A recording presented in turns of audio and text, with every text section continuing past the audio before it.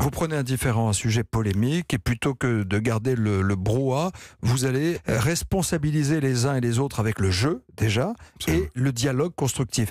Qu'est-ce que ça veut dire? Que lorsqu'il s'agit de créer un parc, l'aménagement du temps de l'enfant, un rond-point, tout est décidé avec les habitants? Bien sûr, c'est mise en agenda du projet, voilà.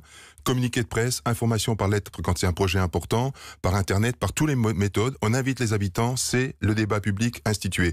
Le débat est intéressant parce qu'il fait émerger, donne la parole aux gens, les mots sur les mots, MAUX, sur les questions, sur les peurs, sur les désaccords. Et donc, une fois que tout ça est là, comment on construit les accords ensemble? Et c'est là que les conseils participatifs que nous avons créés comme modèle de pierre angulaire démocratique interviennent. Et ces conseils participatifs réunissent toutes les ressources de sens. Toutes les forces en présence. Les habitants, parfois tirés au sort, pour permettre, pour éviter toujours les mêmes, en fait. Tirés au sort, mais aussi... C'est-à-dire qu'on oblige quelqu'un qui ne s'intéresse pas... On n'oblige pas, c'est une offre. C'est-à-dire que les gens peuvent refuser, mais c'est dire que, au fond, tout citoyen est capable de parole publique et d'être coproducteur de l'intérêt général et donc coproducteur de la décision publique. C'est pas la chienlit permanente? Mais c'est l'inverse. C'est juste l'inverse, parce que, au fond, la parole du public, de l'élu, elle est importante au début. C'est la parole au départ. C'est pas le discours à la con, c'est la parole au départ. Quel est le sens qu'on veut donner?